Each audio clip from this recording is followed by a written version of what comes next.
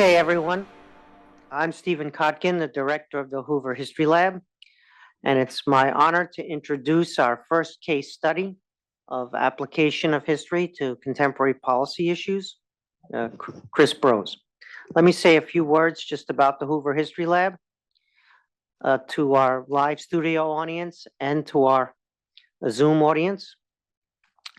We use history, evidence-rich, document-rich history to engage in discussions of contemporary policy issues. We're particularly interested in military diplomatic history, economic financial history, political institutional history, and scientific technological history. We have three vectors. One is a public sector one, where we engage the policy community at the level of governments, including our allies. Another is private sector, financial industry, where we engage investors. And a third is classes that we teach and other educational programs we run. So public sector, private sector, educational are three vectors. History can help, doesn't predict the future, doesn't tell you what's going to happen, but by studying the fact that things changed, they may change again, so the present can't be projected forward. You learn about perverse and unintended consequences, how sometimes things don't turn out the way people intended. You learn about failures and lessons learned from failures, which are important, but even more so, you learn about successes, because success can become a problem, because the institutions created to achieve one problem can live on after that problem is solved, and they can be not a good match for the problems that may be confronting us after. So success can present significant problems even when it has done the job. The initial conditions are no longer there, but institutions are not necessarily adaptable for new challenges. And in fact, they can prevent adaptability or new institutions from taking those challenges on. And we have a prime example of that today from Chris Brose. Chris is the chief strategist, the chief strategy officer at Anduril Industries. So he's walking the walk of his subject today. He's also a visiting fellow at the Hoover Institution. He's a former staff director of the Senate Armed Services Committee under Senator John McCain. And he's the author of that acclaimed book, Kill Chain, which, just like a fine wine, gets better and better every year. Today he's going to do Moneyball Military, an alternative force, affordable, achievable, able to deter China. Ladies and gentlemen, please join me. Warm welcome, Chris Brose. Thank you very much, Professor Kotkin. It's an honor to be here. The weather is so much better here than in Washington, D.C., where I came from. Want to certainly also thank Dr. Condoleezza Rice, old boss, and someone else who made this happen together with you to give me the opportunity to spend a bit more time here at Hoover and really kind of benefit from the community here. A lot of old friends here, new friends hopefully, and what I aim to do today is just talk for a little while about the theme of the paper that the Hoover History Lab is releasing today. And then really dive into a conversation. So really kind of eager for all of the kind of advice and thoughts around the table. My time in government, working for Senator McCain, you don't really leave with, like riches and fame. You definitely leave with no ego and an incredibly thick skin. So, you can just beat away on many of the things that I say here, which are intentionally provocative, but I do believe. So really look forward in the Q&A to just kind of having y'all poke and tear it apart. Where I'll start today, is again a bit of a provocative thesis. In my time, sort of working in and around and sort of with our national defense enterprise in America, I've really kind of come to believe that it's systemically broken. I think we're failing to generate a sufficient amount of military readiness for the present and a sufficient amount of military modernization for the future. I think our ability to deter great power conflict has been eroding for decades. This hasn't been like an earthquake that sort of sneaked up on us. This has been a systemic challenge that we've largely been slow and sort of inadequate to respond to in the form of the Chinese Communist Party. growing concerns around a potential CCP move against Taiwan have been, kind of out there for years, but now have been moving left for a while, to the point that U.S. military and intelligence leaders are now warning that that could happen as early as 2027. So you kind of look at this and say the specter of great power conflict is, more real than it has been since practically the latter part of the last century. That doesn't give me great reassurance about, kind of the state of our defense enterprise. Now, the sort of slight good news here is I think there's kind of an emerging consensus, emphasis on emerging, that this is a problem and that we need to do something different to address it, that we don't have a lot of time to react to it. And that largely what that looks like is kind of generating a different kind of military force or set of military capabilities. Things based around these emerging technologies that we talk so much about: AI, autonomy, low-cost robotics. And this, this is not, sort of photon torpedoes and cloaking devices, right? I mean, these are largely technologies that are visible on battlefields in Ukraine right now, and that largely have the, kind of attributes kind of directly opposite of our traditional military, which largely consists of relatively small numbers of big, expensive, exquisite, kind of hard to produce, hard to replace military systems. I think the kinds of things that people are now talking about, that I was writing about in the Kill Chain, that Mike Brown has written so eloquently about and pushed in his time at DIU, again, have kind of the inverse set of attributes. So larger and larger numbers of smaller, lower cost, more autonomous kind of robotic systems that you can provide easily to allies and partners. And this is, for the purposes of this paper, what I've just kind of dubbed in shorthand, kind of a Moneyball military. So for those of you who are baseball fans, right, taking a page out of the Oakland A's playbook of, we don't have the game to sort of beat our rivals at the traditional game. We have to figure out how to win a losing game that we're being sort of forced to play. How can we do this in a way that is affordable, achievable, and capable of winning? That's largely the way I think about this kind of alternative world of military systems. Again, I think increasingly the question that I hear in Washington is less, why do we need this, whether we need this. It's more of like, yeah, we do need this, but how in the world are we actually going to do it, and how are we going to do it on a timeline that's relevant? And I think, a lot of that focus then gets turned into how do we actually fix what is systemically wrong about defense? And, in recent years, there's been a real focus on the kind of historic central planning process of the Department of Defense, what is called the Planning, Programming, Budgeting, and Execution Process, or PPBE for short. There was a bipartisan congressional commission stood up 2 years ago to really look at making sort of systemic reforms to this process by which the Department of Defense thinks about the requirements for military power, programs for it, budgets for it, and ultimately acquires it. So really kind of the meat and potatoes of what national defense really does. My view on this is, and kind of the thrust of this paper, is that the real problem we're facing is not how to optimize a centralized planning process from the 1960s. The problem we face is the existence of that process with respect to how it really kind of impedes the generation of this alternative set of military capabilities that I'm writing about in my paper. And that is something where, again, you have a process right now that is kind of the disease masquerading as the cure.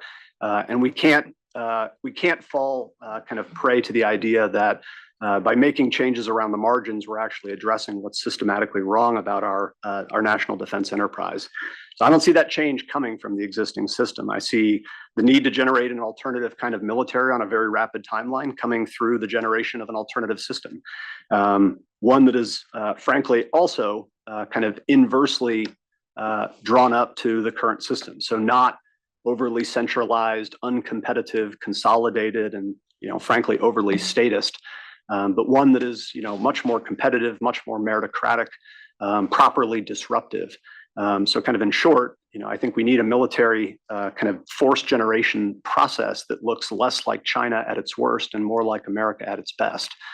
So that's, what I'm going to attempt to kind of unpack here for you guys today. In writing this, I actually went back and sort of refamiliarized myself with the actual history of the PPBE process and the generation of it kind of in the aftermath of World War II. And I won't belabor it here, but it's absolutely fascinating. You guys should go back and look at it. I write about it a little bit in the paper.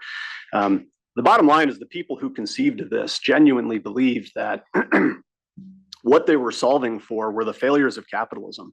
And they were trying to actually eliminate the vagaries of the free market in defense planning and replace it with, frankly, a very Soviet sort of centralized planning process because they believed it was superior. And at the time, they could kind of be forgiven perhaps for thinking that. But, when people talked about it as being sort of socialist in its metaphysics, like that was actually true. The intellectual origins of this kind of grew out of the German school of economics that, very much kind of thought this way. And it was echoed in how McNamara thought about the challenges that, that the United States was facing, which is essentially that innovation had become routine, that the real problem was not, kind of qualitative development of new military capabilities, that most of those problems had been solved. The real question was, how do you generate a quantitatively superior number of things that we already kind of knew we needed to have? And underlying this process was the belief that you could essentially kind of predict the future. You could essentially direct innovation to happen to the extent that you needed it. And more or less kind of eliminate surprise and those kinds of technological disruptions from your planning process through, kind of rational allocation of resources from the center. And that process largely still exists today, right? I mean, it's been tweaked and changed and modified and reformed around the margins, but when you kind of lay it all out, oftentimes it comes in as the acquisition system, which is really to blame. And I think the problem is actually much larger than that. It basically starts with how the centralized planning process defines military requirements. So what are the things that we are going to need in the future, by which we mean, 10, 15 years off, which then turns into a process to stand up programs around those kinds of requirements, which then turns into a resource allocation challenge to align resources to, validated military requirements, which then turns into a process to go out and competitively buy the things from private industry that you believe that you have requirements for, which then follows into, the congressional authorization of resources and appropriation of resources, by which time someone can actually give money to somebody in industry to go off and build the thing that someone defined requirements for. At this point, the better part of a decade or more behind you. So this whole process becomes, kind of elongated now to a decade or longer, where you have, very well-meaning people trying to predict the future on timelines that have just become completely unrealistic, especially at times where threats and technology are moving as fast as they are. So, the problem that I would argue that we're now facing is the very thing that the sort of creators of the PPP process believed wasn't possible anymore, which is essentially that America has been ambushed by the future. The U.S. military is being disrupted. Again, not something that just happened to us, something that has been in the works now for 3 decades in one form or another, and has sort of placed us into the horns of the dilemma, somewhat akin to Blockbuster Video or Barnes and Noble, dealing with the emergence of Amazon, Apple, and Netflix. We have to figure out how we are dealing with, what I try to kind of line out here, and I'll explain a little bit, are essentially 3 different kinds of disruptions. The first of which is an operational disruption. So very briefly, we are dealing with a peer competitor in China that has gone to school on the US ways and means of war for 30 years. And they have been systematically building up and modernizing military capabilities to offset America's traditional advantages. That doesn't necessarily look like kind of a one-for-one attempt to compete with us in the areas of our strength. What Chinese doctrine really calls out, and what they have really been sort of focusing on building, is what they refer to as systems destruction warfare. So essentially, the ways and means of systematically attacking, degrading, and denying us access to all of the underlying capabilities that we rely upon to project military power, such as access to forward basing, intelligence, information, command and control, the electromagnetic spectrum, space, logistics, things that we don't tend to think about as the pointy end of the spear, but without which, we're basically a continental power. And that is what they've been working so hard. And, we can go deeper into all the details of what that actually looks like. Part of the challenge here is also, from an operational perspective, is, what I think some have, called out, and I tend to agree, is kind of a shift from offensive warfare to defensive warfare in terms of, really kind of a dominant theme. And this kind of ping pongs back and forth throughout history as technology changes and militaries adopt operationally and organizationally. But I think we're in a period now where kind of the advent of ubiquitous sensing, the proliferation of the sort of precision fires, kind of regime really just kind of advantages the defender over the attacker. It is hard to hide. If found, it is hard to survive. And I think a lot of these are, I hesitate to say lessons from Ukraine because it's still ongoing. You can see these kinds of things emerging on the battlefields there where projecting power is really hard. It was hard for the Russians to do into the teeth of the sort of cobbled together precision strike regime that the Ukrainians have built with our help. And it looks pretty difficult also for the Ukrainians to do, now that they're going on to the offensive. So again, these things change very quickly. But I think at a period right now, we are seeing, the technological changes really kind of advantaging the defender in ways that I think are really challenging and disruptive to the U.S. military, which has really built itself around, again, these large, exquisite platforms by which we have assumed we would project military power, we would be able to evade detection, we would be able to penetrate into the physical spaces of our competitors, and really sort of persist there. And I think that is a fundamental challenge to the American way of war, which, again, is something that has been a disruption emerging for some time now. The second disruption that I would point to is industrial. We can have debates about the continued utility of large, exquisite military platforms. I don't believe that they're obsolete. I think there continue to be needs and uses for them. What I think is somewhat less debatable, especially a couple of years into the war in Ukraine, is frankly the inability of our traditional industrial base to produce these kinds of systems at the speeds and the scales and rates that are required to be relevant for the kind of future we're facing. Again, I don't think this is something that just happened to us. I think it's largely the result of 4 decades of U.S. deindustrialization put together with 4 decades of Chinese hyper-industrialization. So just, you kind of play that out as a function of time, and you end up, to take one example where we are with shipbuilding. China currently has 232 times the capacity of shipbuilding of the United States. Like 232 times the capacity. And this is according to, public documents attributed to the United States Navy. They are on track to have a 400-ship Navy in 2 years and a 440-ship Navy by 2030. The United States currently is struggling to produce a Navy of 300 ships. We still do not have that. And under no realistic budget kind of planning or expectations will we have the 355-ship Navy that the Navy says it requires in 30 years. It is literally not possible for us to produce it. You see this as well in the submarine portion of the defense base. The Navy has a stated requirement of 66 submarines. We currently have 49. We have been pouring money into this segment of the industrial base for the past decade. And the result will be that in 2030, we will have 3 fewer submarines than we do today. So again, I love submarines. When I was in government, I desperately was trying to put money into that segment of the defense industrial base. We desperately need more of this. We are lacking the capacity to produce it, and we are dealing with a rival that has a significant orders of magnitudes more capacity to produce it. Again, Ukraine has put all of this into high relief. We thought we were producing weapons at a sufficient rate until the Ukrainians went through about a decade's worth of tactical weapons in the first several months of combat. We are not even close to the kinds of quantities that we're going to need to be relevant for these kinds of future scenarios that we're envisioning. And I'd argue this is kind of the ironic, albeit logical conclusion of the PPBE process that was put in place in the 60s. You had a process that was designed, again, to kind of eliminate the vagaries of the free market in defense planning. And that's exactly what has happened. When it comes to defense, capitalism is basically dead.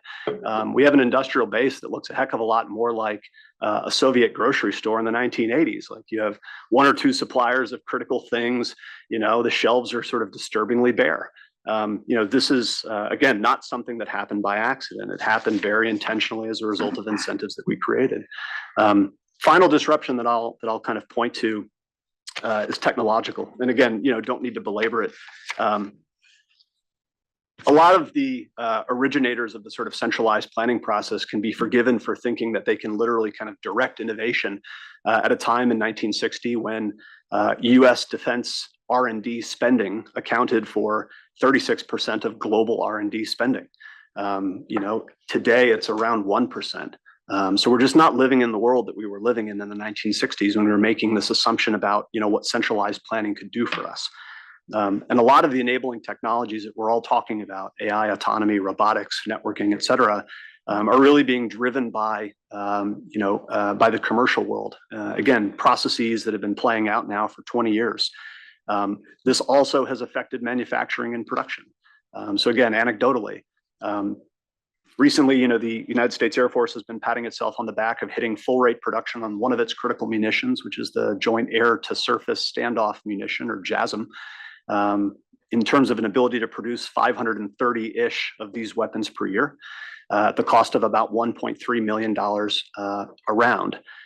Meanwhile, down the street here, you have a single Tesla factory that is producing 400 to 500,000 cars per week at the cost of about $36,000 or $37,000 per vehicle. Look, a JASM is a very complicated system, but no one can sit here and explain to me that it is a more complicated system than a Tesla that is going to literally take human life around the world inside of it. So again, just orders of magnitude off in terms of what we are going to need to produce and the ways in which we're going to need to produce military systems, really leveraging the kind of changes in technology that are now available to us outside of the traditional defense industrial base. And again, I think you can point this back to Ukraine very clearly. A lot of these debates that we're having about Ukraine sort of fall into this false dichotomy of like, it's all the old stuff that matters, tanks and weapons and blood and iron, or no, it's all the new stuff, AI-enabled weapons and commercial satellites and autonomous systems and the like. And the reality is that it's the ability to blend both of these things together to generate what is inevitably kind of a fleeting military advantage. But nonetheless, that's what the Ukrainians have been able to do. And in 18 months, they have attrited 50% of Russia's combat power. I don't think that was actually possible 5 to 10 years ago. And largely that is a result of a lot of these new technologies increasing the lethality and effectiveness of a lot of traditional systems that we've had for a very long time. So to me, those are the sort of three forces that are acting against us and really kind of systemically challenging us in terms of disruption. So I think the question becomes, how do we respond to this? And when I talk about, again, for shorthanded purposes, a Moneyball Military, I think Mike, you refer to it as a hedge force. I think all the terminology is right. I mean, what we're ultimately getting at here is, again, a military or a set of forces that have an inverse set of attributes from our current force. And I think there's an incredible value proposition to that, right? You can produce larger quantities much faster. You can replenish them when you lose them, which you inevitably will. You can actually get mass back onto the battlefield to work in our favor at a time where we're dealing with a peer competitor that has 4 times the population of the United States and a GDP that may or may not be kind of closing in or close to rivaling the United States. So the traditional kind of way of just throwing people and money at the problem is really not going to get us out of our current predicament, which is where I see the benefits of this kind of more intelligent, more autonomous, kind of larger scale force really kind of showing itself. And again, I think the good news is that people are now really focusing on this. When you look at the recent announcement from the Deputy Secretary of Defense, Kathleen Hicks, launching what she referred to as this replicator initiative, which is a desire to create thousands of low-cost unmanned systems and weapons in the next 18 to 24 months. When you look at Secretary of the Air Force Frank Kendall talking about the desire to have thousands of what he calls collaborative combat aircraft, which are essentially kind of autonomous fighter jets generated, inside this decade. When you look at, even what is happening on the Hill, where, members of Congress can't seem to agree that the sky is blue and the grass is green, but you have a Republican chairman of the House Appropriations Subcommittee on Defense increasing the funding of the Defense Innovation Unit to $1 billion with the explicit purpose to generate exactly the kind of hedge forces that, that Mike has called for, the Moneyball forces that I'm calling for, all the same thing. Again, here you have a Republican chairman giving money to a Democratic administration saying, go do more of this. Like, to me, this is good news. I think the challenge is, this isn't the first time in American history where we've had, bold initiatives and big talk. The question then comes down to how do we actually do this? I tend to think that, again, the problem is not going to get solved if we try to run it through the existing system that we have. To generate an alternative kind of military or alternative set of military capabilities, I think you need to create kind of an alternative defense system, something that is kind of the polar opposite of our traditional kind of central planning process. National defense is always going to be a monopsony. And, for certain kinds of military capabilities, big warships, ICBMs, long-range bombers, you're going to need something like a PPVE centralized planning process to exist. You only have a small number of companies that can actually produce those kinds of things. You're going to need very stable requirements over a long period of time. Government is going to have to completely fund the R&D to develop those kinds of systems.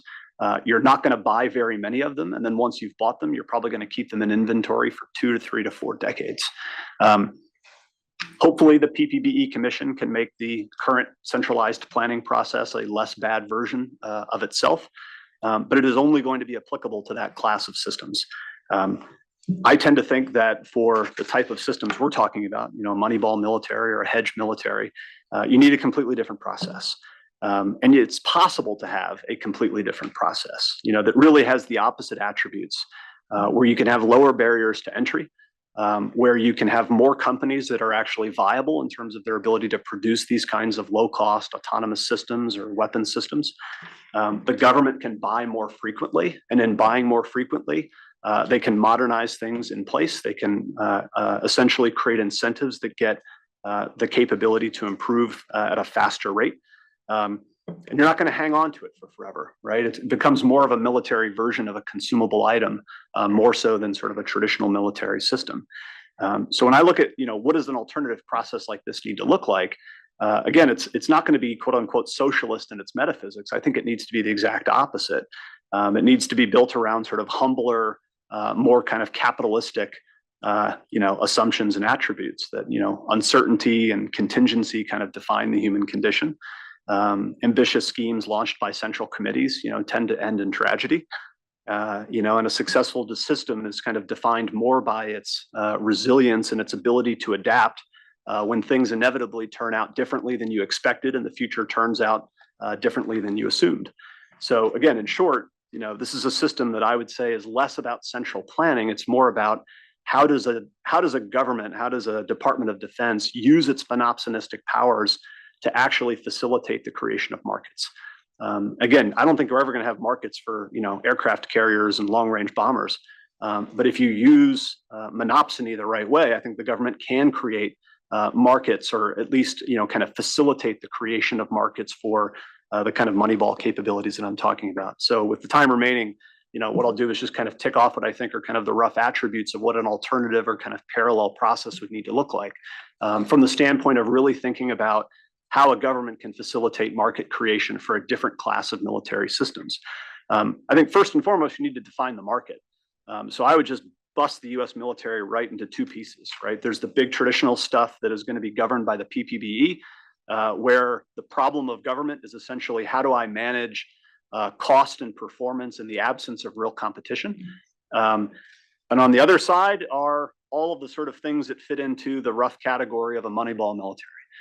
So that would, include, but not, kind of totally encompass robotic vehicles, unmanned systems of all kinds and all domains, commercial satellite constellations for communication, surveillance, and other things, and other kinds of, kind of commercially derived military systems, military applications of data and software, AI and autonomy, networking, analytics, things of that sort. And I'd argue even a significant class of weapons I would put into this category. Most weapons, I think all weapons, are inherently expendable items. You are literally going to consume them through the utilization of them, and then you buy more of them. So maybe you could say some of them really don't belong there, but I would say most of them need to be thought of in this vein of just like, how do I generate, much larger quantities of systems on a much faster pace with constant improvements in technology. I don't think this becomes, kind of a take it out of hide type of challenge. I think this does necessitate, kind of increased funding for defense, at least in the short term. I think the challenge that I've seen in some of these initiatives that are being announced, the replicator initiative, I think the price tag associated was a few $100 million. That doesn't actually seem like it's going to move the needle to me. I think when Secretary Kendall talks about several $billion over the next 5 years for collaborative combat aircraft, that starts to get closer to the mark. But when I look at what we have invested in the defense of Ukraine, I think we're around $40 to $50 billion in. That's a single-digit % of the annual U.S. defense budget. I'd argue that's probably closer to what we should be thinking about in terms of generating this type of an alternative force, which again is maybe 5% of our national defense budget annually. That strikes me as like a decent deal. But I think in the short term, it is going to require additional resources to manage ourselves through that transition.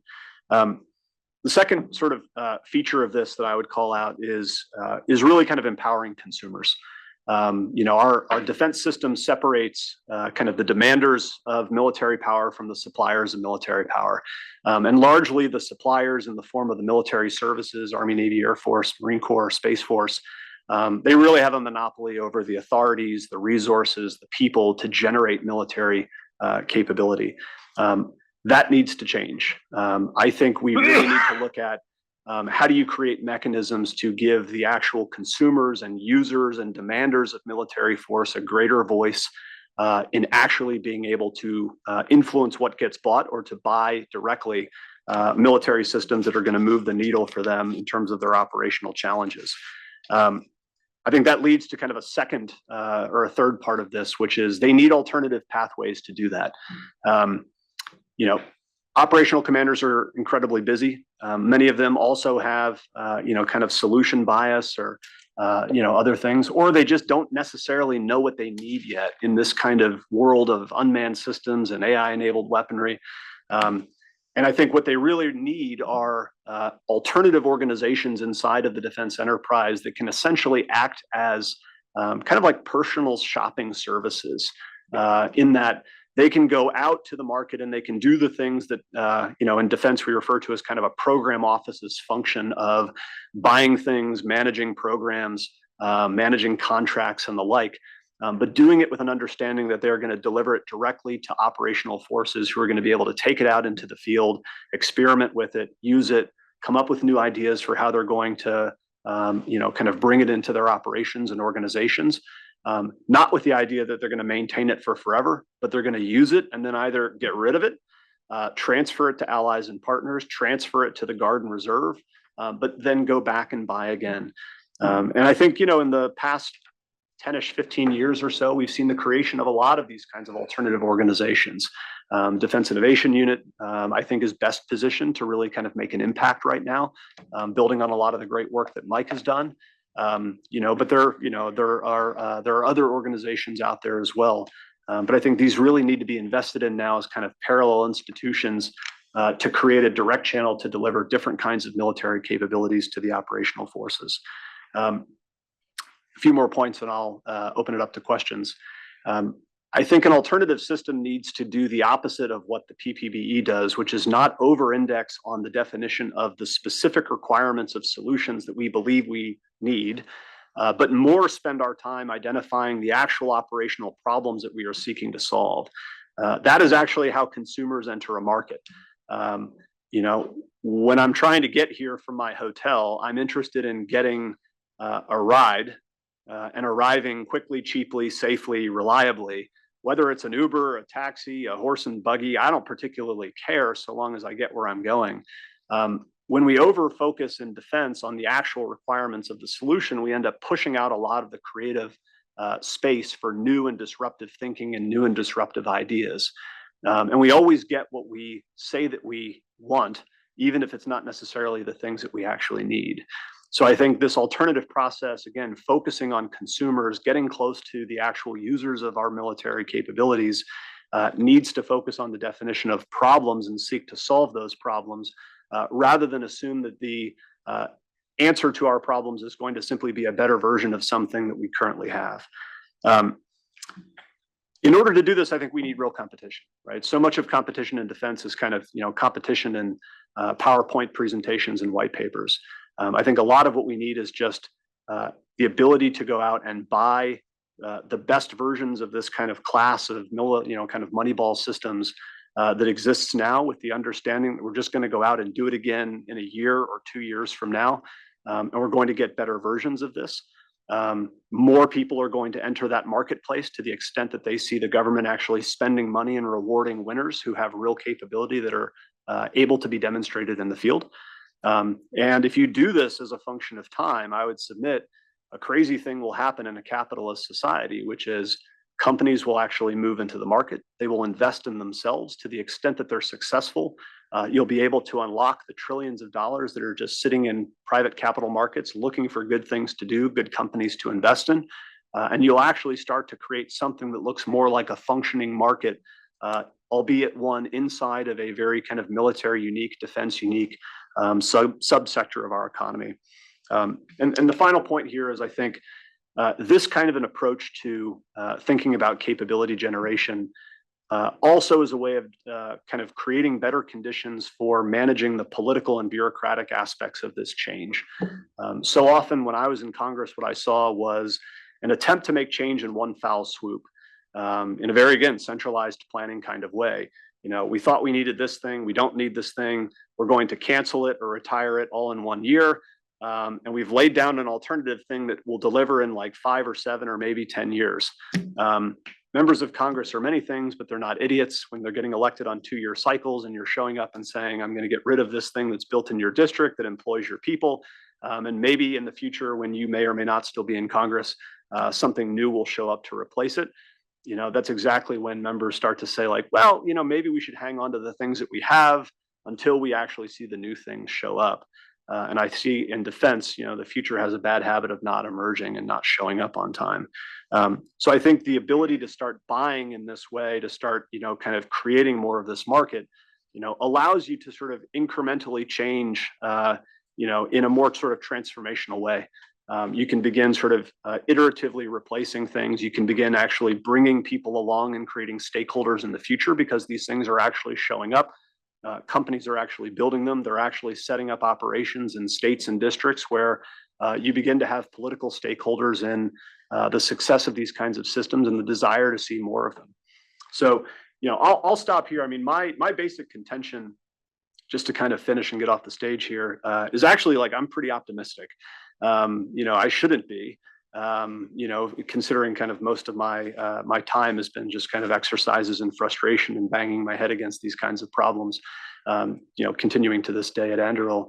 But I actually think, you know, America has all of the sort of strategic advantages that you need to be able to orchestrate the kind of changes that I'm talking about. You know, we have the money, we have the people, we have technology. You know, the challenge that we have is just we need to get out of our own way. You know, we have to think differently, kind of have a kind of a broader imagination about what we need. We have to have the will to actually complete the swing. And I think all that's possible with leadership and resolve. So if we didn't have those things, I think we'd be cooked. But you know, the fact that we do means that our destiny is still in our hands, and we can solve these problems if we choose to. We just are running out of time to do so, and we really need to get after it. So apologies for going a little over, but Perfect. Thanks for listening. And Perfect I'd love timing. to just have this torn apart by you guys and take the conversation whichever direction you want to go. We're going to engage the audience quickly. I just want to make sure that everyone has caught some of the big stuff that you laid out on the table for us. It's rare to see broad and deep at the same time. So we have a gigantic military industrial complex that's centrally created and centrally managed. Okay, so for a Cold War against an adversary that has the same thing, this can make sense. In other words, a land war in Europe, projecting power far away from our homeland through Asia and other spots. And so let's build big, and let's build bigger than them, or at least let's build as many of the big things as them. Whether that's the right idea or not, that's what happened. Right. Okay, and I mean, looked like a success from many points of view. We had a deterrence capability, we had a forward projection capability, we had a lot of the stuff that you would say would have been necessary to prosecute the Cold War without turning it into a hot war. Along the way, there were some hard lessons that we learned about jungles in Asia and other things, about whether our weapon systems work in certain types of weather and whether there's a lot of sand around. And it said, okay, so, but nonetheless, you could argue potentially we built something that we needed to build more or less and it was fit for purpose. Then the Chinese come along and they don't have the kind of money that we have. So they got to do a lot more with a lot less. And it turns out that they preview what you're asking us to do. They decide that, well, America has these capabilities. We're not going to confront those capabilities directly. We're going to confront them indirectly or in clever, ingenious ways. We're going to figure out how to counter them without the same type of scale and money. But we're going to build a military industrial base in order to do that at the same time as we're not going to build exactly what they're going to build. Okay, so that looks like a good wake-up call, or whatever you want to call it for us. So here we are. Now, we have the most innovative economy in existence, by far. Okay, we got a gigantic innovation ecosystem. That's a pretty promising asset. I'll take that asset on my side, right?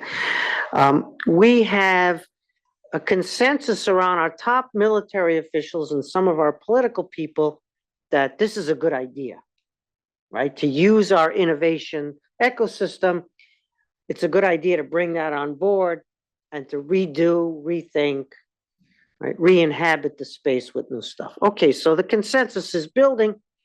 And then we have the interest groups that are holdovers from the previous epoch, which was a success. So once again, the success could be the problem. Yep.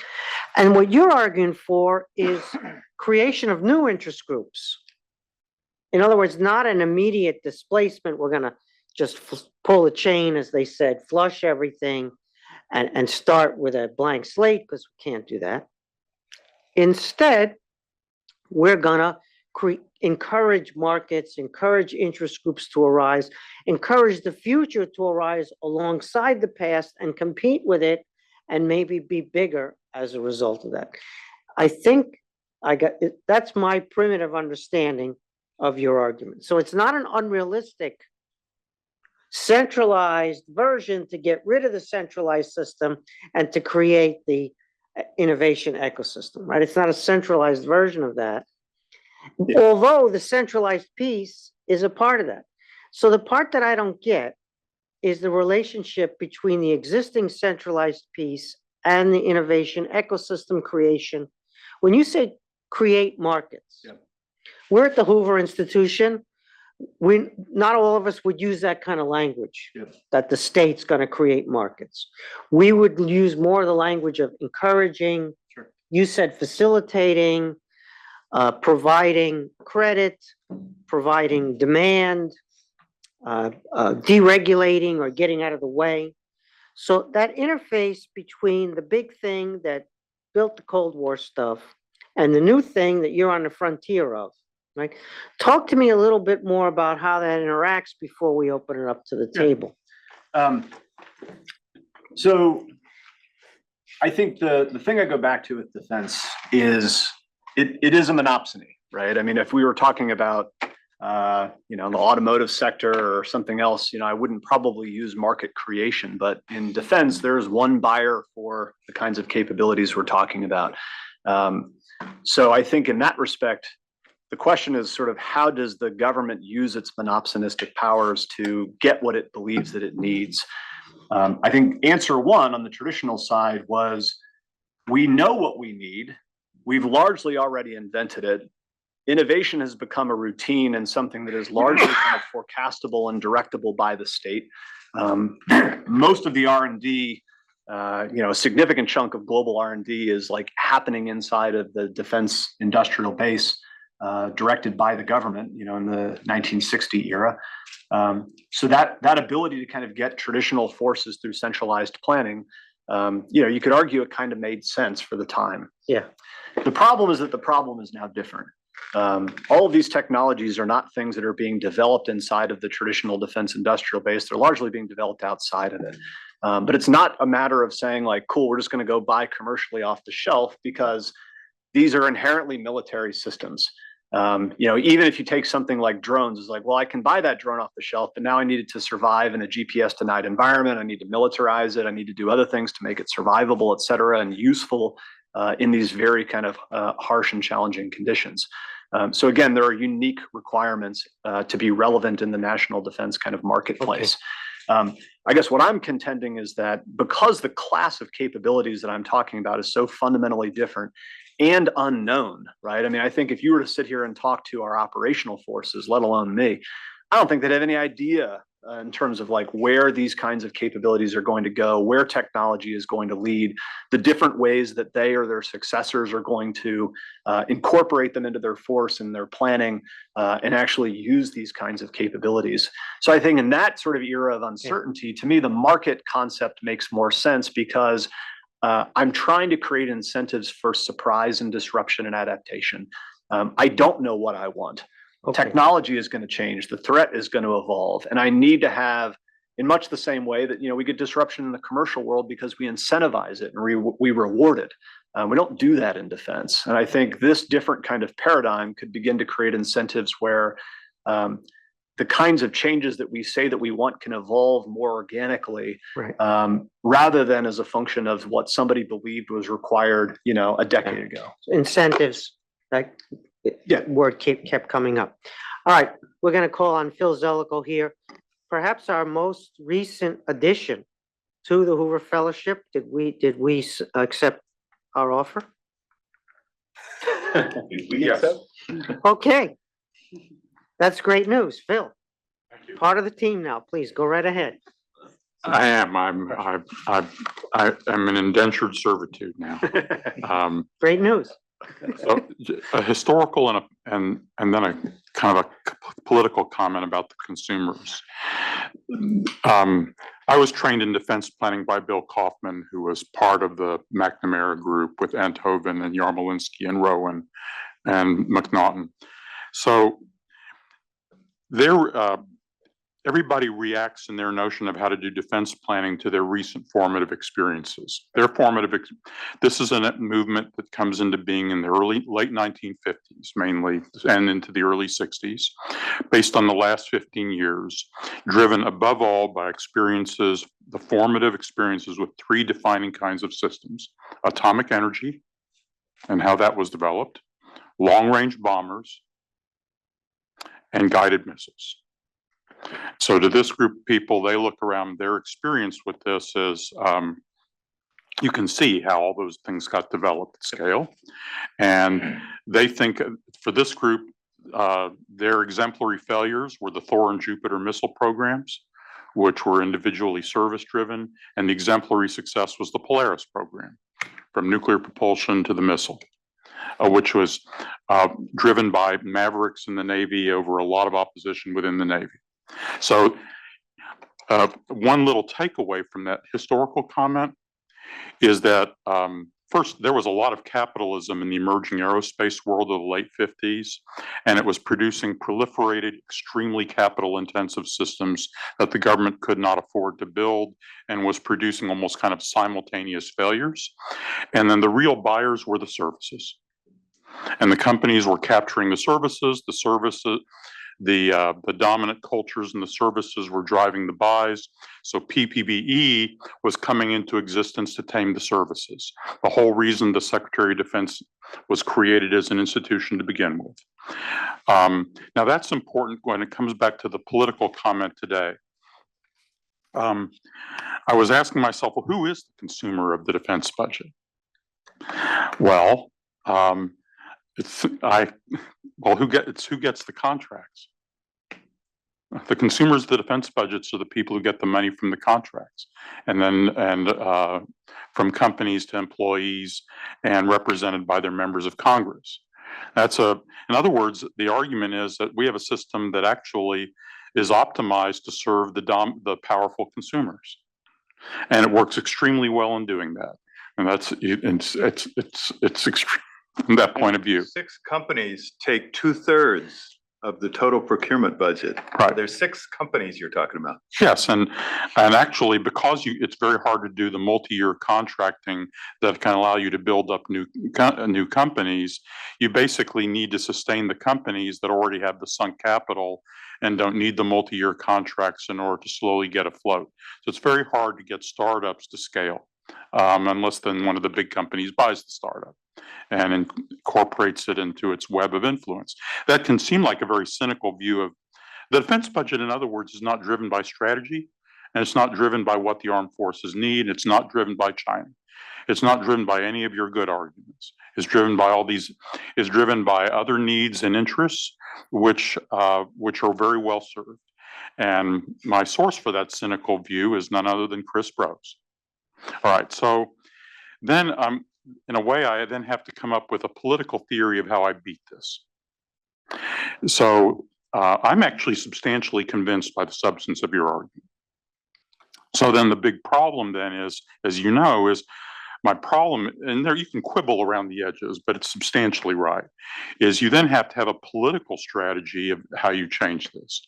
And so part of, in a way, you can set up a DIUX that's kind of like the smart guys PPBE, but which is actually, but if one alternative is going to, well, let's let the armed forces that need stuff buy it. What will happen though in that is you'll return very quickly its services. Like, who will represent the armed forces? Will these buys be done by combatant commanders? Maybe SOCOM can buy a few, right? So and then you're going to be back to service-driven world, which then is a reminder of kind of why you built those centralized systems anyway, because of all the vices that service-driven world. And then you can go into examples like literal combat ship and some other famous recent stories. So I'm intensely sympathetic to the argument. And so in a way, what I want to do is I want to kind of pocket your argument. And let's say the stage we need to move to now is actually, we really need to work this consumer/political strategy problem. And because at one level that sounds very appealing, but if you kind of let that go, it'll turn into something that's service driven, which actually may just end up replicating the kinds of problems we built this system to overcome. Yeah. So yes, I largely agree. I think we can quibble over the definition. I think when you say the consumers are the actual, companies and military services that are consuming the resources, I would totally agree. And I think that's exactly the problem that I'm trying to get around, right? Is that we have built. I actually was kind of taking the military out of it. I was mainly companies, congressmen, and their employees. Yeah, but they're doing it. They also have strong constituencies inside of the military services because they believe these are the capabilities that they need, right? I mean, this isn't just a politically driven exercise. So when I was on the Hill, I mean, you'd see these kinds of coalitions form all of the time where it was never logical or sort of partisan. It was always very kind of issue specific, and it would be this military service with this bipartisan coalition on the Hill, with this kind of network of outside interest groups that would, gang up together to say, we need to keep this around, or we need to put more funding into this particular legacy thing. It was all very logical and rational from the standpoint of how they thought about the world and benefited from it. When I think of consumers, though, inside of the defense context, right, I think of the actual people who utilize military capability to accomplish missions. So, in sort of Defense Department parlance, it's not so much the military services on the sort of organized, train, equip side, it's the combatant commands and the operational forces that are demanding forces and essentially kind of consuming the forces that the other services are generating. I think what I am pointing out in sort of this market creation analogy is there's no consumer choice in this market. We have emasculated the actual consumers because they are beholden to an entirely different part of the institution that is institutionally charged with providing them what the services believe they need, regardless of whether those are the things that they actually need or not. And there are mechanisms for the operational force to insert their, kind of demands into the market, so to speak. But they're largely trivial. And the services can essentially ride over them if they choose to do so.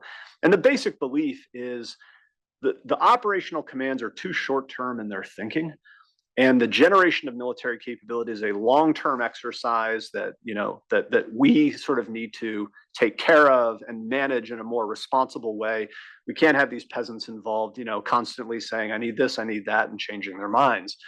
And you could, again, maybe argue that's true if you're talking about long-range bombers and ICBMs that take 15, 20 years to kind of come up with. But when we're talking about the kinds of things that I'm writing about, Mike's talking about, these are things that exist now. And I think what I call the consumers are often left on the worst sort of both worlds, where the things that they're promised by the services aren't showing up, and they don't actually have the buying power to go out and acquire things that they know exist today that could actually help them move the needle on operational problems that they're trying to solve like now. And this is where I go back to like, no, I don't think the answer is just like give them walking around money and the ability to just go out and like buy stuff. But I do think that's where you need these alternative institutions that have been largely created over the past 10 years. I don't think we really need more of them. I think we need to kind of like really kind of continue to refine and empower those organizations that do exist. I think DIU is really kind of the best positioned in this respect. And like, let's state very clearly what I mean. I mean organizations that are not military services, that are specifically mandated and resourced to go buy things that operational commanders want, enable them to experiment with them, and then go buy better versions of those systems and deliver them directly to the operational forces, regardless of whether the services want them to do that or not. I actually think some healthy competition in this respect is good. But again, that's where I would say you got to define the market. I don't want DIU trying to buy nuclear submarines and long-range bombers, not their remit. But nor is it that they're going to go out and buy kind of commercial off-the-shelf stuff, right? I mean, there's plenty of ability to go buy those things that are like truly dual use. I'm talking more about the things that are like actually militarized versions of these kind of commercial or consumer-derived capabilities, drones and other things, where you do need some sort of thought put into that. You do need a little bit of kind of development put in. But I don't think you need to develop it in the way that the kind of traditional kind of military services think about government-funded development. I think you develop it by buying it. You go buy the best version that exists today, and then you say to industry, we're coming right back in a year or two, and we're going to buy the best versions that exist in that time. So the signal to the winners is like, look, don't get complacent because we're coming after your, like we're recompeting what you think you have. And the message to the losers is like, look, if you lost this round, there's going to be another round. Bring your A game, invest in yourself, and show up with something that's better than what you now know is, what we think is the winner. Yeah. So I think my attempt is to actually create like viable mechanisms around what I see as the sort of problems of our system to date, as it pertains to this kind of unique class of military systems. And in so doing, whether it's facilitation of market creation or market creation, beginning to create a more robust segment inside this defense market where there are political stakeholders and bureaucratic stakeholders that are emerging. There are people in uniform who are saying, dude, this stuff exists now and it's making my mission better. It's making me more successful. I want more of it. There's members of Congress saying, this stuff's made in my state and my district. I want to produce more of it. Like, let's actually have, greater support for this kind of stuff rather than, future always exists in theory, and nobody actually shows up to support it in reality. Sorry for the long answer. It's good. I like this demand-driven concept you've got. So much of the demand-driven version we have now is too binary, right? You got a big weapon system, what you call an exquisite platform, and one company gets it or the other company gets it, or one company gets the major part of it and the other company gets the money. And then it's a 15 or a 20 or whatever the overrun might be. It's a forever problem. Whereas what you're talking about demand is continual, right? Demand never goes away. It's never binary and it's never generational. Yes. It's every year or it's every half year, and it's enough to facilitate, to encourage, to let's say bring into being a market of supply to meet the demand that you're introducing. So if you can drive demand across the innovation ecosystem, and you can drive it again and again and again, you can have a flourishing market to meet the problems with solutions that are battlefield driven. I think that's what you just said. Provided one important thing happens, right? Which is the monopsonistic government buyer actually spends real money to buy the things that it says that it values. If it talks a big game and then shows up, with pennies on the dollar, it's not actually going to move the market and Right, create the okay. kind of market that we're talking about because people just won't believe that it's real. Right. Got it. However, I think the way that the government signals the importance of something, well, it can do that in many ways. The biggest way is actually spending real money on it. So, we say we value chips because we're putting a lot of money into the development of, domestic industrial supply for chips. We wanted to beat coronavirus. We put real money into the development of vaccines. Like this is what America does when it's serious. And I think it's very possible to do in the, kind of narrow world of this kind of alternative set of military capabilities as well. Okay, we're gonna go at some point to the Zoom audience for their questions, but let's get Mike Brown in here. Mike, introduce another Hoover affiliate. Go ahead, Mike, Thanks, introduce Stephen. yourself. Busy fellow here at Hoover. Chris, that was really incredibly well done. No surprise, I agree with pretty much everything you said. To your and Stephen's point, it really comes down to more than signaling and how do we get more money that's available to the people producing this. Right. The venture capital industry, in which I'm participating now, is ready with multiples of what the defense R&D budget is, Yes. ready to put money to work. But to date, the purchases have been minuscule, almost immeasurable. Yep. So I think, Philip is right. We need a political solution to this that I don't see happening. So I see some rhetoric from the Defense Department. Great. Yep. There are some folks in uniform calling for it, a few members of Congress, but it's not a groundswell. I don't know if you have any thoughts on how do you change enough of the, political landscape to create the change at scale? Yes. Because, lip service is given, $100 million is spent, Pocket but we're not change. pocket change. We're not moving anywhere near the scale of the defense procurement, which is, 200 billion a year. Well, if you start talking about 10 or 20 billion of that, Yeah. okay, now you have people's attention. And just a perfect example of that is the aircraft carrier, right? The aircraft carriers today, we're going to spend $18 billion for the rest of this decade replacing, probably 1 or 1.5 aircraft carriers. That touches 350 congressional districts once you work through the supply chain. That's the essence of the problem.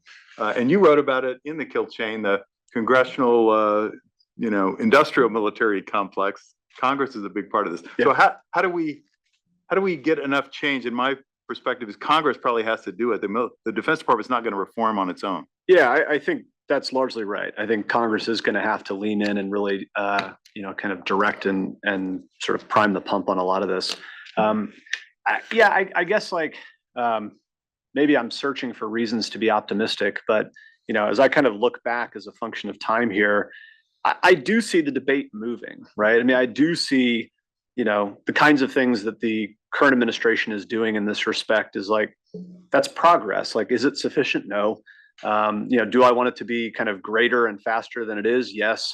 But when you look at, at the same time that's happening, you have members of the other political party on the Hill literally pushing greater resources to the department saying go do more of the things that you are saying are important. That's a good thing, right? I mean, I would sort of take that, pocket that and say all right, so now how do we go do more of that? I tend to think a lot of this is a momentum theory of political change. The reality is I don't think you could actually spend $40 billion on the kinds of things that I'm talking about today at all. The industrial capacity just isn't there for it.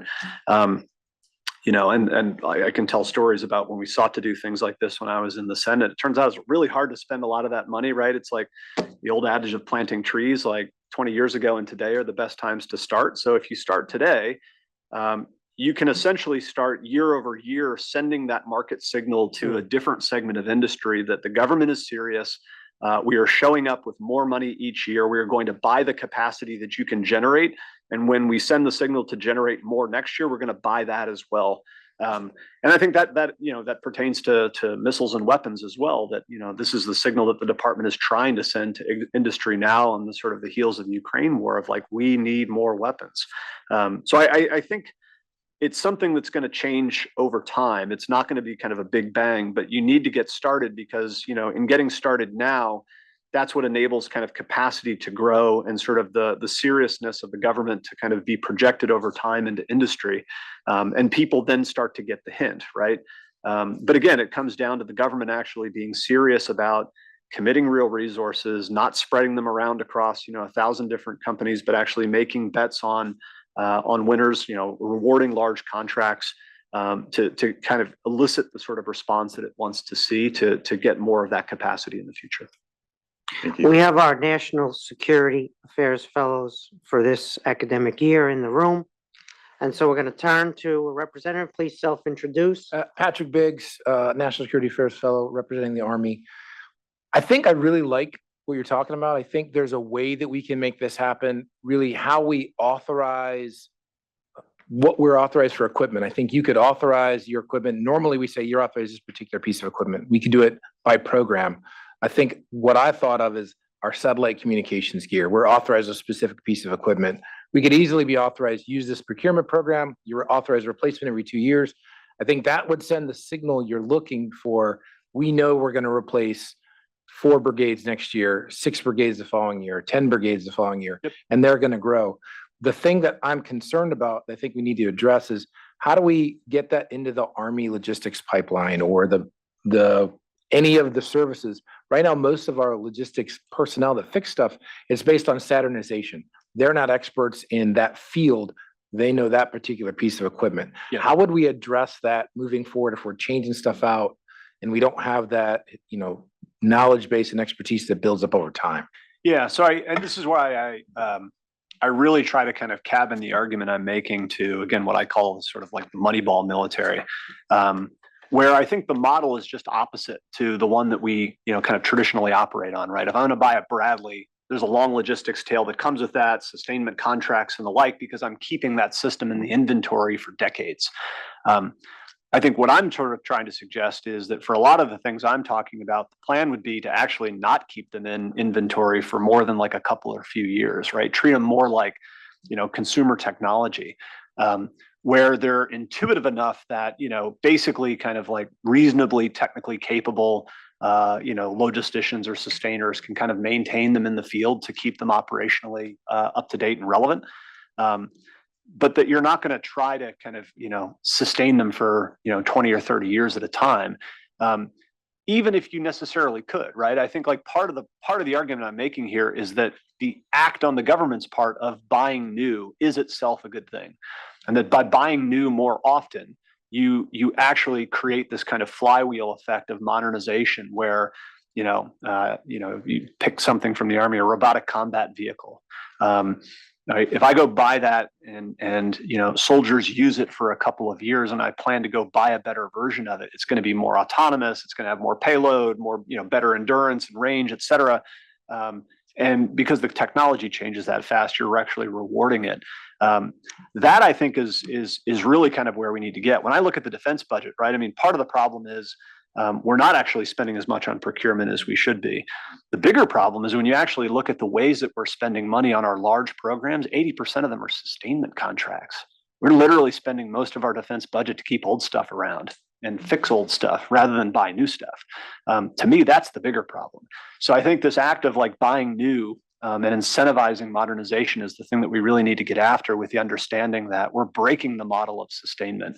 We're not planning to sustain this stuff. Like if it's still useful and there's someone that you can transfer it to, again, foreign allies and partners or, Guard and Reserve or whomever, do that, push it to them, let them get whatever life is out of the system, but then let the operational force buy new again so that they're getting a better capability more often. We have a question from the Zoom, which is skeptical about the need to increase the size of our military. The point is, with the current demographic collapse of our major international competitors, why should we move to add new military equipment or procedures as opposed to bettering our own societal and economic enterprise? In other words, maybe the threat is exaggerated. Maybe we need to attend to a lot of domestic issues that are also, let's say, contributing potentially to our strength or lack of strength in terms of national security. Yeah, I don't want anybody to suggest that I'm looking at this problem as an either or proposition. Okay. There are plenty of problems that we have in our country that are, non-defense in nature. Not all of which, the government and government spending can make an impact on, but some perhaps can. So, I'm all in favor of, government involving itself where and when it matters and can help in that respect. I would simply say that I think we need to do both, right? I tend to think of national defense as an insurance policy. I think if Ukraine has taught at least me anything, it's that, when our adversaries say things in public, they might actually mean them. And that whether we think those are crazy or illogical things, they may actually have the willingness to carry them out nonetheless. So I think we need to have the ability to be prepared and ready for those kinds of contingencies, and in so preparing and readying ourselves, actually deter them and sort of prevent them from happening, so that we can focus on what's really kind of important, which is a healthier society, more vibrant economy, being a peace-loving nation. So yeah, I tend to think we need to do both things, and I think when you actually look at the percentage that we're spending on national defense as a percentage of GDP, it's actually like kind of historically smaller than it usually has been.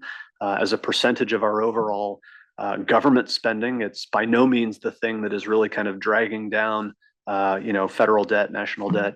So I again, like $850 billion sounds like a lot. It is a lot. But when you kind of put it into different kind of historical context or kind of federal government spending context, I think it puts it into a much kind of greater light in terms of, the insurance policy that I think the nation needs to have. We can also point out that the defense budget covers job training, skilling, housing, medical insurance, educational programs for a significant portion of the population that comes from deprived backgrounds that otherwise wouldn't have that opportunity. And so the defense budget is actually in the game of societal investment in its own way. I don't know what the exact percentage of our defense budget approximately would be spent on human capital writ large. But it's non-trivial. That's a good point. Okay, let's go to the Schultz. 50% is just your military pay and your healthcare, not any of the other additional training. So it's very difficult in our political system to spend that amount of money on people from the lower rungs of our society or from the middle rungs of our society, right? Our political system has difficulty investing in people who come from challenged backgrounds without a whole lot of financial capital. But the military can do that, and we can do that at scale. Now, you can argue that that's an inefficient way to invest in your society, and I would agree. But if your choice is nothing or something, anyway, so let's go to our Schultz team. Please self-introduce. Sure. Thanks, Chris. Just following up on this, David Fedor, and in honor of the inaugural director of the Office of Management and Budget, let's just push the budget constraint issue a little bit more here. I think that I hear you suggesting like a 5% top line growth in overall defense budget, maybe 15% growth in procurement in order to deliver this sort of vision that you've sketched out and sustaining that over time. I mean, is that a fair characterization? Are we talking bigger budgets to do this, or can we do it in the same amount of money? I would say, kind of going back to the conversation we were just having, right? I mean, if I think like the right answer at some point in time is low tens of billions of dollars, right? It's being spent on these kinds of capabilities. Like, I don't think we're going to get there next year. I don't think we could spend that amount of money. So even if Congress showed up with all the will in the world to bust through budget caps and put that kind of money toward the kinds of things I'm saying here, I don't think there's an ability to kind of, there's not ability to spend it and use it. So it's more of like an iterative thing over time where you kind of snap to the outer bounds of what you think you can reasonably buy in this kind of class of capability. And then you buy over time. But I think, my kind of assumption is that because this is happening as a function of time, you are iteratively replacing certain things along the way as well. There are things that we are spending money on that these kinds of systems could and should replace over time, but they're never going to be capable of replacing them if they don't actually exist. So we have theoretical arguments about whether this idea is better than that existing legacy system. But unless and until someone puts it out into the real world and you get operational feedback from people saying like, dude, I'm using this. This is like far better than this other thing that we're spending lots of money on. So I don't want to suggest that, over time, it's like we'll spend less on defense or it'll net out to the same. But I don't think that it's just purely adding on top of adding, over time. I do think initially there's probably some transitional period where there is adding required. But for the kinds of things that I'm talking about, it's a relatively small amount of money that would be added, and it's very possible that they could find those kinds of cuts and changes inside the parameters of the existing budget. We have another question from the Zoom. This may be more a question for the Office of Net Assessment rather than from the Chief Strategist. I do not represent, to be very clear. Industries. It's about the professionalism and military effectiveness of the PLA, the Chinese military, the People's Liberation Army. It says that many people have called their operational effectiveness into question. Do they actually have the technical capability to achieve their stated doctrinal objectives? We've seen a bit of a shakeup in personnel at the top of the Chinese system recently. So how capable are they? In other words, again, is the threat question here. Yeah. And once again, that's outside the parameters of your presentation. No, but you're in there. It's a core. I'd argue it's a core assumption that I'm making. Right. How operationally effective is the PLA? I don't know. And I don't think anybody does, to include them. I think that they've spent a lot of time building up capabilities that they have developed in larger quantities and faster speeds than most people in the United States who've been looking at this thought were possible. I think that part of what I worry about when I look at Ukraine, which is, that we, in sort of typical American fashion, exaggerate our reaction to Russia's underperformance in Ukraine by assuming that China will also similarly underperform in a conflict, God forbid, that involves the United States. Maybe they will, I don't know. I tend to believe that, for planning purposes, the assumptions that I make are that, capability matters, and that you have to go in assuming that you're going to honor the threats that your adversary is presenting. If it turns out that they're not as capable as you thought that they were, that they're not as effective in sort of integrating combat power as you thought that they might, then that's a great day. But I would certainly not sit here and say that we should be planning for the assumption that they're not actually going to be as good as, maybe we could argue that they would be. I think that is, just not an assumption that I think is credible to make. So, if I'm going to be wrong, I would argue I'd rather be wrong in over exaggerating the threat and the capability rather than the alternative of under exaggerating it and then finding out that they're actually way more capable than I planned for. There's also a deterrence issue here. There's also that, right? Exactly. You could speak to that. I mean, you could look at, what we have done in Ukraine and said like, well, maybe if we had done that, I don't know, 3 to 4 years ago and been able to present that as a credible threat to the Russians, like maybe you could have actually deterred it. I don't know. Interesting debate for future history labs, but there's an argument for doing the things now that you believe you're going to have to do anyway as a way of actually generating deterrence. And then you don't necessarily need to test the enemy's capabilities in war. Winning without fighting. Yes. Okay, let's now have our students step up here. Student representative, please self-introduce. Hi, my name is John Smith. I'm a history major, work with Professor Kotkin. I was curious, is this a solely an American problem in terms of being behind the 8 ball militarily? Or is this a Western problem? If it's a Western problem, what are the reasons behind it being a Western problem? Yeah, no, it's a great question. So I barely consider myself an expert on the American system, right? I've lived within it. I've worked within it. We'll give you the expertise. Well, we'll give it to you. Simply saying. Like in golf, when you're within the hole, they say you can have it. There you go.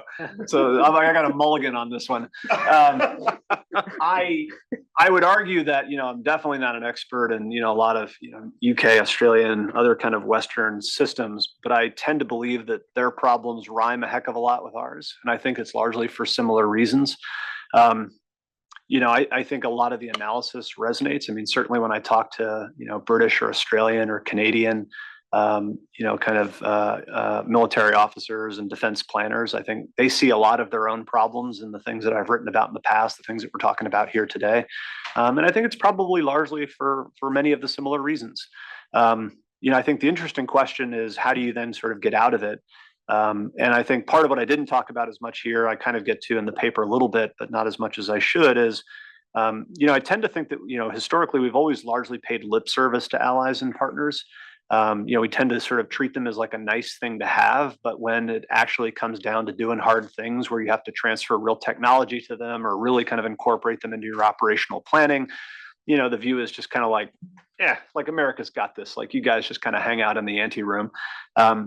And I think that's just not going to cut it in the future. I think, again, a lot of the risks that we have not been willing to run with respect to doing those kinds of things in the past, are really not risks that we can afford to run in the future, where I think we need to err on the side of really bringing them in, almost treating them as kind of part of our industrial base so that we can transfer technology back and forth, really kind of get best out of what all of us have to offer and sort of treat it as a way of really kind of, leveraging, I think, one of the, the great strengths of the United States, which is our allies and partnerships, but really kind of, operationalize it when it comes to how do you generate larger quantities of the kinds of capabilities that we say that we need. I mean, even under the best of circumstances that I'm writing about, America by itself is only going to get you but so far. But if you can do that, in terms of multiplying what the, kind of allies and partners can produce and kind of align it a bit better, then I think you really start to get to interesting kind of interoperability and real scale.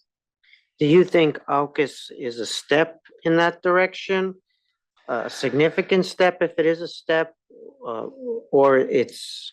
I think it's too soon to else? tell. I think AUKUS should be. I think it's a great idea. I think that, the things that we've done to date are really good. And I applaud what has been done. I just think there's a heck of a lot more kind of meat on that bone in terms of what we should be and could be able to do together with the three allies there. So Australia, UK, US, talking about transfer of certain technology, more in the exquisite large system. That's where a lot of the focus has than been. in the kind of But the analysis. so-called sort of like pillar 2 piece of this with, kind of emerging technologies, advanced Exactly. capabilities, there's an enormous amount that we can and should be doing together there that hopefully will get done in the near future. All right, one more. We'll have the students are ready to step up again, self-introduce. I'm Lots of Kate. pressure. I'm a undergraduate junior within Professor Kotkin's Hoover History Lab. I really enjoyed your presentation. I found it incredibly insightful. My question has to do with whether this sort of drastic system overhaul is compatible with the timeline of a mounting great power competition, especially as that relates to Taiwan. This sort of paradigm that you proposed is drastically different from the status quo, and how does that interact with the timeline that we're witnessing with Taiwan, especially sort of before 2040, 2050? Yeah. I guess I tend to think that it's the only way we're actually going to, get into a position to respond on the timeline that's required. And again, I'm talking more about the establishment of kind of an alternative process or an alternative system. That's something that kind of emerges over time, but like, boy, you've just got to start generating those initial muscle movements to get going. And I think that's the thing that we've really been lacking. So sort of, putting a conceptual framework around like what it is we're actually trying to do and how we're trying to do it differently.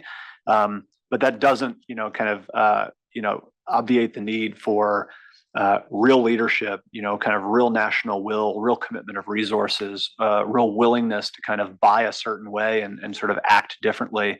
I think all of those are the things that really need to start happening at scale, much faster than they have been.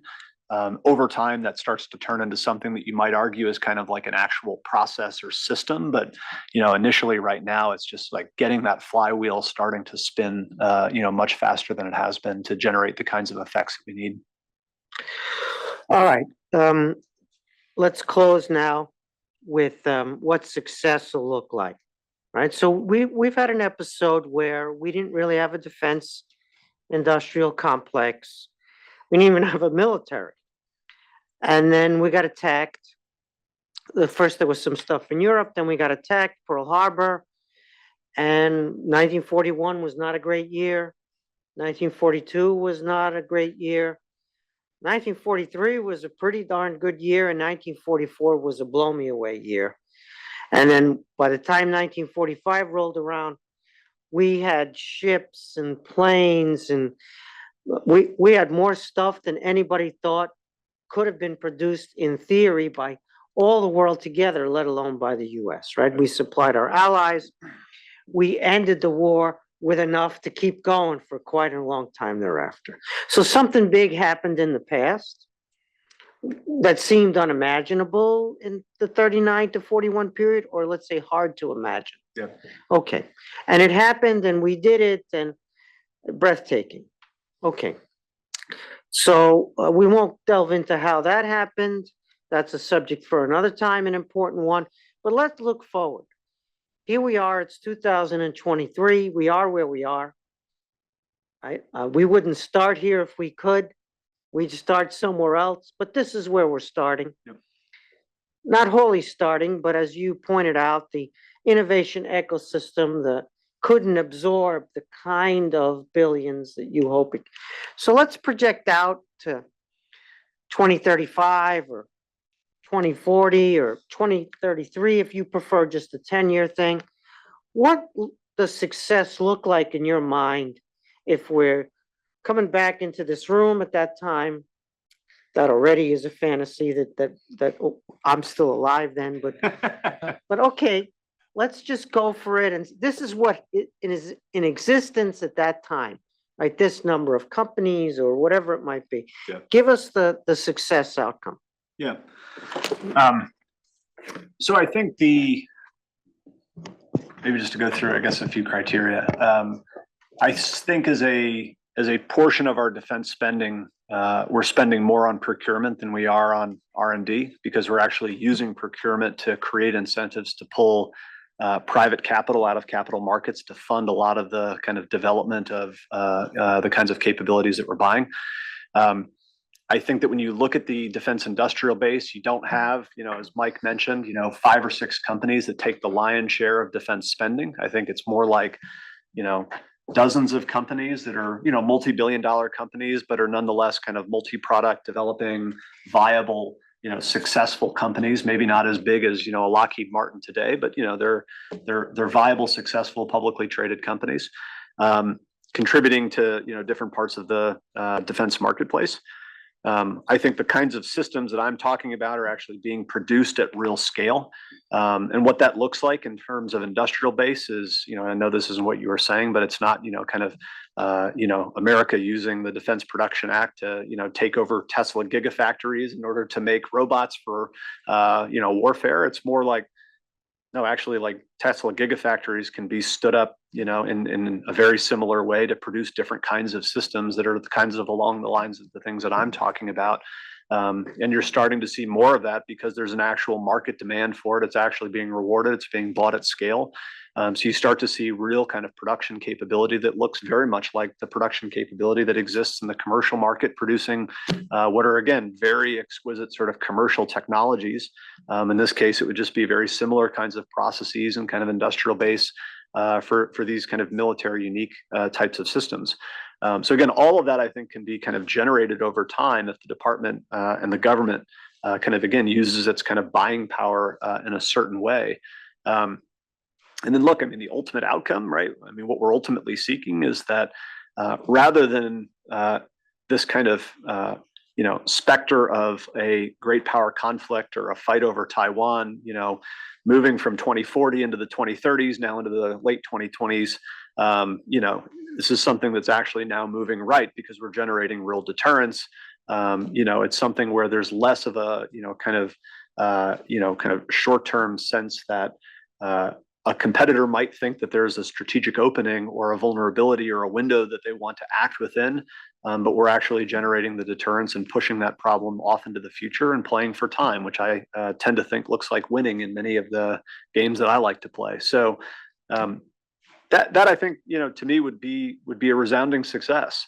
I think it's all possible, right? I think we have the money, the people, the technology to do it. It's just a matter of whether we create different kinds of incentives to get the things that we say that we want at the scales and the speeds that we believe that we need it.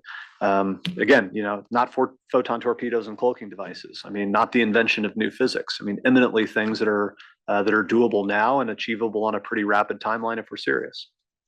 Ladies and gentlemen, Chief Strategist, Anduril Industries, Visiting Fellow, Hoover Institution History Lab, author of Kill Chain, and just all around major American asset. Let's give it up, Chris Brose.